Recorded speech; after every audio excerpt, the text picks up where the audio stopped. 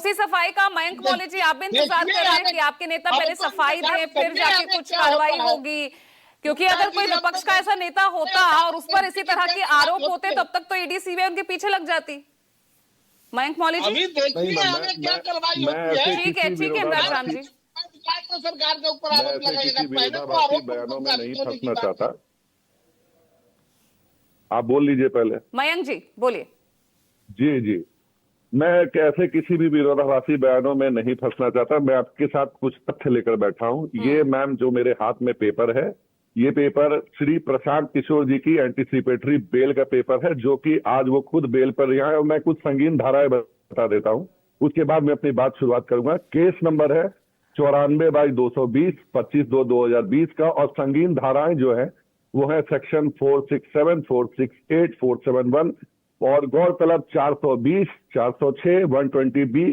और ये सब मामले लंबित हैं, जिसको लेकर के श्री प्रशांत किशोर जी जो ईमानदारी के ISO 9001 सर्टिफिकेशन के सर्वे सर्वा अपने आप को स्थापित करते हैं, वो बेल पर रहा। अच्छा। अब आते हैं दूसरी बात पे। बड़ी सुचिता की बातें हो रही हैं, बहुत बहुत अच्छा लग रहा है उनके सुनने वाली बातों को। मुझे एक बात बताइए मैम कि आपने, ये शायद राजनीति की पहली ऐसी पार्टी होगी जो अपनी तस्वीर के पीछे महात्मा गांधी की फोटो लगा करके और ओपनली शराब खोलने की बात करती होगी। दिन भर आपके पास है, और इसका चुनाव चिन्ह इन्होंने बस्ता रखा है, और एक ही ध्येय है, क्या है कि उन्हें शराब खोलनी है, शराब खोलनी है। तो बेहतर है अपने पार्टी का नाम जन सुराज से जन शराब पार्टी रख लीजिए, वो ज्यादा बेहतर होगा।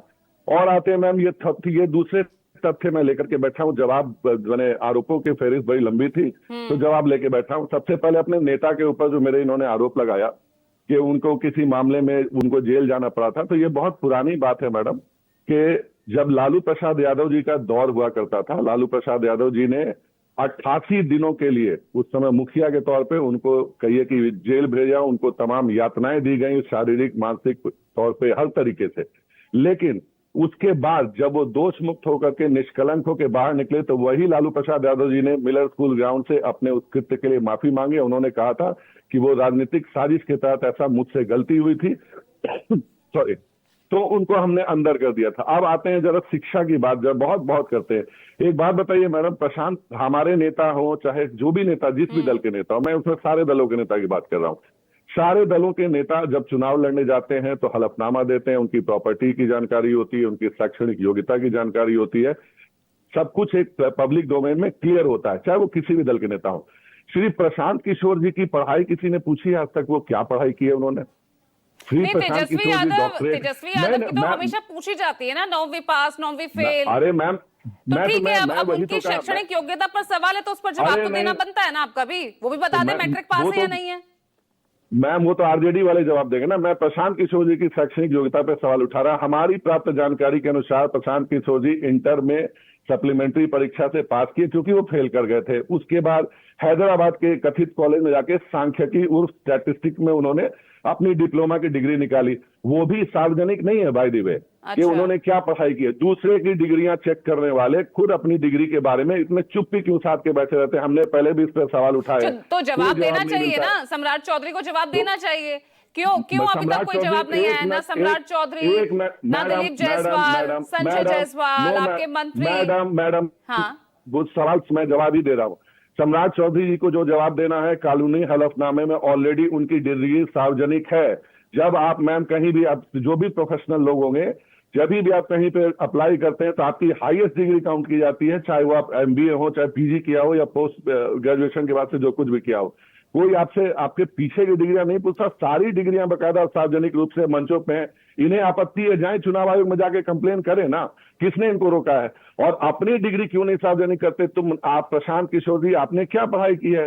दुनिया के लोगों की डिग्रियां चेक करते हैं। अब रही बात, आते हैं मैम इनके जरा आरोपों के ऊपर। ये जो पुलिंदा है, मुझे ये बताइए कि पिछले साल जब इनकी पार्टी का गठन हुआ, इनकी पार्टी, पहले तो इन्होंने बड़े दावे किए कि भैया हम 1 करोड़ लोगों के साथ हम अपनी पार्टी का ये उद्घाटन करेंगे। जिस ग्राउंड के बारे में ये बात करते हैं मैम, इसीलिए कहा जाता है कि एजुकेशनल क्वालिफिकेशन बहुत मायने रखता है। उस ग्राउंड को अगर आप 4 बार भी ऊपर नीचे कर देंगे ना, तो 1 करोड़ लोग उस ग्राउंड, वेटनरी कॉलेज ग्राउंड में नहीं बिठाए जा सकते। तो वहां जब इन्होंने अप्लाई करा था और जब इनकी पार्टी का गठन हुआ, इन्होंने आंध्र प्रदेश के एक सांसद हैं YSRCP के, उनसे, उनकी कंपनी है Ram Setu infrastructure private limited, जो कि खुद 19 करोड़ रुपए के घाटे में चल रही थी, ठीक है। उससे 14 करोड़ रुपए का घाटा इन्होंने लिया, जिसका कि ये रहा मैडम इनका ऑडिट रिपोर्ट जो इन्होंने जमा करा है वीके खोसला एंड को का चुनाव आयोग को इन्होंने अपनी ऑडिट रिपोर्ट जमा करके दी है। इस ऑडिट रिपोर्ट में तो ये आपके मानते जवाब कि हैं उनको जब प्रशांत किशोर, दिलीप जायसवाल पर, मेडिकल कॉलेज पर कब्जा करने में पूरा टाइम आपको नहीं दे सकती ना, और भी मेरे साथ मेहमान बैठे हैं, अब मैं ऐसे तो पूरा टाइम आपको दे नहीं सकती है ना। तो दिलीप जायसवाल पर जब मेडिकल कॉलेज पर कब्जा करने की वो बात करें, आपके स्वास्थ्य मंत्री मंगल पांडे एम्बुलेंस जो है खरीद को लेकर जब वो सवाल उठाएं, आपके जो मंत्री अशोक चौधरी, हालांकि जेडीयू से वो जरूर हैं, लेकिन 2 साल में 200 करोड़ कैसे हो जाते हैं, तो सवाल तो है ना। तो इसका जवाब अगर आप उनको टारगेट कर देंगे या फिर जांच बैठाएंगे, एक जल्दी से जवाब दीजिए फिर आगे बढ़ो। आरोप किसी के आरोप लगा देने भर से, जो व्यक्ति खुद 420 जैसे मामले में जेल पर रिहा, मैंने शुरुआत उसी से क्यों की, जिसकी क्रेडिबिलिटी खुद डाउटफुल है, जो खुद बेल पर रिहा पिछले 5 साल से, मामला लंबित है, उसके आप किसी के भी अनर्गल आरोप लगाने से कुछ